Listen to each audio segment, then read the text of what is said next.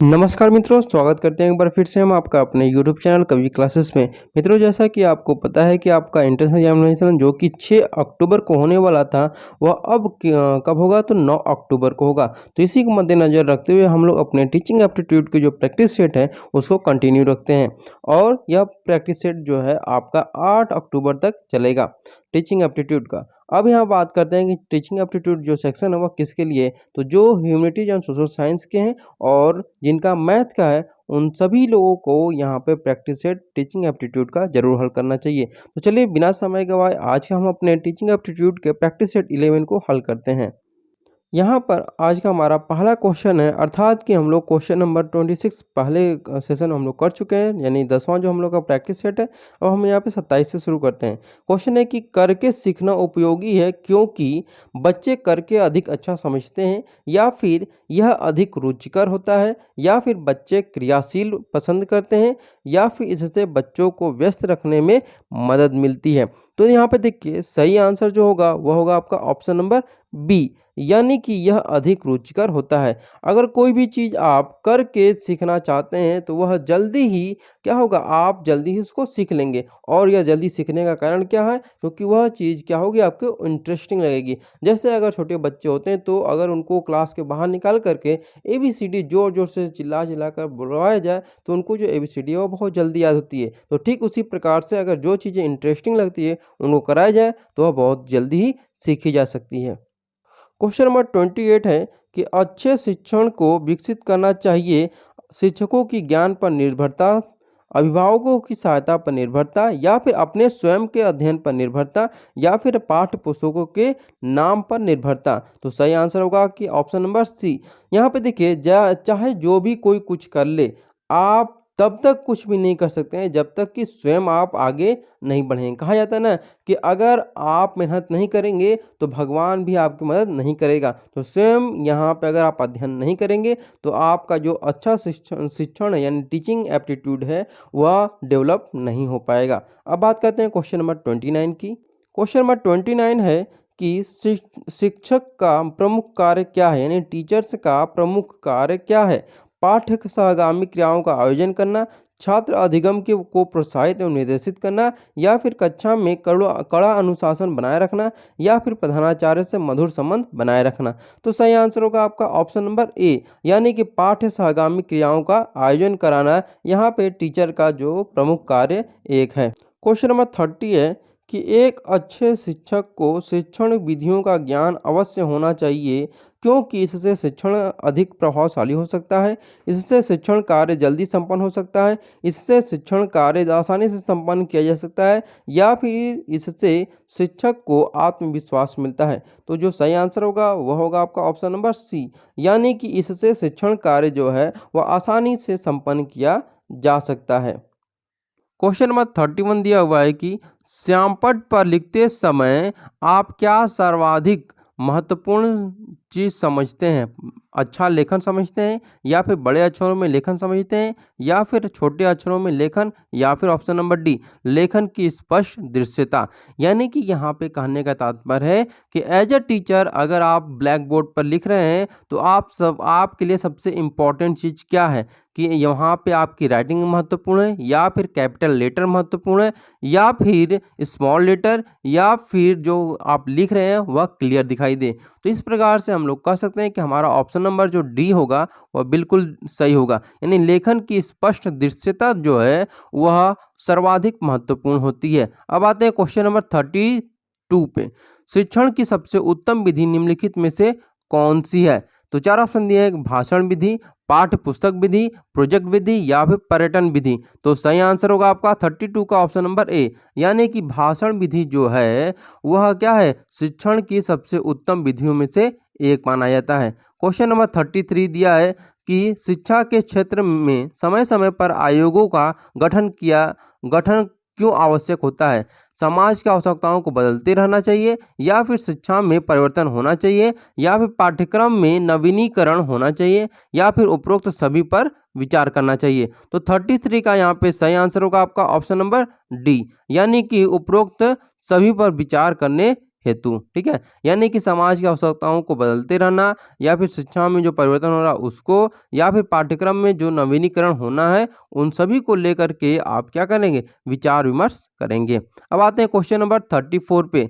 दिया है कि आप अध्यापक होने के नाते शिक्षण सहायता सामग्री का उपयोग इसलिए करेंगे क्योंकि इससे विद्यार्थी व्यस्त रहें, इससे विद्यार्थी अधिक अनुशासित व सजग रहेंगे, या फिर इससे विद्यार्थियों का मनोरंजन होगा, या फिर इससे विद्यार्थियों का ध्यान विचलित होगा। तो सही आंसर होगा कौन सा, आपका ऑप्शन नंबर यहाँ पे बी जो है वह बिल्कुल सही है। यानी इससे क्या होगा कि विद्यार्थी अनुशासित व सजग रहेंगे, यहाँ पे ये सही आंसर है। अब बात करते हैं क्वेश्चन नंबर 35 का। सीखना एक ऐसी प्रक्रिया है जो कि कक्षा के कमरे तक सीमित है, कक्षा के कमरे और परिवार तक सीमित है, या फिर प्रत्येक कक्षा के प्रत्येक स्थान और प्रत्येक समय पर होती है। और ऑप्शन नंबर 4 केवल विशिष्ट संस्थाओं में होती है। तो यहाँ पे 35 का जो सही आंसर होना चाहिए वह होगा आपका ऑप्शन नंबर सी, यानी कि प्रत्येक स्थान और प्रत्येक समय पर होनी चाहिए। अब बात करते हैं क्वेश्चन नंबर 37। दिया है कि अध्यापन कार्य को प्रभावशाली बनाने हेतु अध्यापक को क्या करना चाहिए, नोट्स लिखना चाहिए, या फिर व्याख्यान देना चाहिए, या फिर छात्र को पाठों के सहयोग से समझाना चाहिए, या फिर एक छात्र को पाठ्य पुस्तक से पढ़ने और अन्य को से ध्यान से सुनने का आदेश दिया जाना चाहिए। तो सही आंसर होगा आपका ऑप्शन नंबर सी, यानी पाठ्य को क्या करना चाहिए, छात्रों के सहयोग से समझाना चाहिए। यहाँ पे क्वेश्चन नंबर 38 दिया है कि निम्नलिखित में से कौन सी शिक्षण विधि आपकी राय में सर्वश्रेष्ठ है, यानी कौन सी शिक्षण विधि जो है वह सर्वश्रेष्ठ है। 4 ऑप्शन दिए हैं, नोट्स देना, व्याख्यान और नोट्स का सम्मिलित रूप, या फिर सामुदायिक परिचर्चा। तो कौन सा सही होगा आपका, तो 38 का ऑप्शन नंबर सी जो है, यानी कि व्याख्यान और नोट्स का सम्मिलित रूप ही यहाँ पे क्या होगा, सर्वश्रेष्ठ होगा। अब बात करते हैं क्वेश्चन नंबर 39। शिक्षण एवं सीखना होता है, क्या होता है, शिक्षण और सीखना जो है वह क्या होता है। तो क्वेश्चन नंबर अब यहाँ पे 39 का ऑप्शन नंबर 1 दिया है, केवल शिक्षा के कमरे में, कक्षा के कमरे और दोनों घर दोनों में केवल, या फिर केवल घर में, या फिर न तो घर में और न ही शिक्षा के बगल में। तो यहाँ पे जो सही आंसर होगा 39 का ऑप्शन नंबर यहाँ पे बी दिखाई दे रहा है, यानी कि ऑप्शन नंबर यहाँ पे बी क्या होगा, सही होगा। यानी कक्षा के कमरे और घर दोनों में ही यहाँ पे क्या होता है, शिक्षण और सीखना होता है हमारा। क्वेश्चन नंबर 40 दिया हुआ है कि शिक्षण सफल होता है जबकि विद्यार्थी समस्यात्मक स्थितियों के प्रति प्रतिक्रिया सकारात्मक ढंग से करते हैं, या फिर विद्यार्थी परीक्षा पास कर लेते हैं, विद्यार्थी यह अनुभव करते हैं कि उन्हें कुछ सीखना है, या फिर विद्यार्थियों को अच्छी नौकरी मिल जाती है। तो इन सब चीज़ों के बारे में, यानी जो एजुकेशन ले चुके हैं और फिर भी बेरोजगार हैं, उन सभी चीज़ों के बारे में यहाँ पे अच्छे से बताया गया। तो यानी कि शिक्षण सफल होता है, कब सफल होता है, तो यहाँ पे सही आंसर होगा आपका ऑप्शन नंबर सी, जब एक विद्यार्थी जो है यह अनुभव करता है कि उन्होंने कुछ सीखा है, तो यहाँ पे क्या होगा, शिक्षण सफल होना माना जाएगा। अब बात करते हैं क्वेश्चन नंबर 41 पे। दिया है कि एक शिक्षक को अपने छात्रों के नाम जानने चाहिए, इससे क्या लाभ होगा। यानी अगर आप किसी स्कूल में पढ़ा रहे हैं और आप क्लास टीचर होते हुए भी आपको क्लास के बच्चों के नाम नहीं पता है, तो यहाँ पे आप अपने प्रिंसिपल से जरूर डांट खाएंगे, और इसके बाद आपको बहुत सारे प्रॉब्लम यहाँ पे क्रिएट होंगे, और जो प्रॉब्लम क्रिएट होंगे वो आपको भी हम बताने जा रहे हैं। तो 41 जो दिया हुआ है उसका सही आंसर होगा आपका ऑप्शन नंबर बी, यानी कि छात्र अनुशासित रहेंगे। ठीक है, यानी छात्र गलत कार्य करने से डरेंगे, छात्र शिक्षक के अधिक संपर्क में आएंगे, या फिर छात्र जो है अनुशासित रहेंगे, या उपरोक्त में से सभी होगा। सही है, क्वेश्चन नंबर यहाँ पे 41 जो है वह बिल्कुल सही है। अब बात करते हैं क्वेश्चन नंबर 42 का।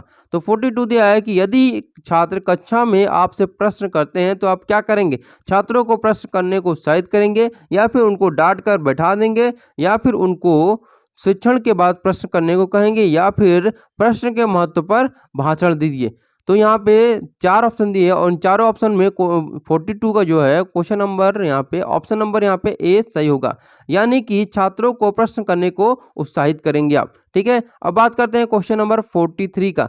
दिया है कि क्वेश्चन नंबर 43 में कि यदि छात्र पाठ्य पुस्तक में यानी पाठ्य वस्तु में रुचि नहीं ले रहा हो तो आप निम्नलिखित में से क्या करना पसंद करेंगे। शिक्षण को एक रोचक बनाएंगे, अरुचि का कारण जानने का प्रयास करेंगे, स्वयं अशिक्षण में रुचि लेंगे, या फिर रुचि लेने वाले छात्रों का यहाँ पे उदाहरण देंगे आप। तो 4 ऑप्शन दिए गए हैं। 43 का यहाँ पे सही आंसर होगा आपका ऑप्शन नंबर ए, यानी कि शिक्षण को रोचक बनाएंगे। ये हमारा क्या है, एक तरह से पसंद कर सकते हैं। ठीक है, अब बात करते हैं 44 की।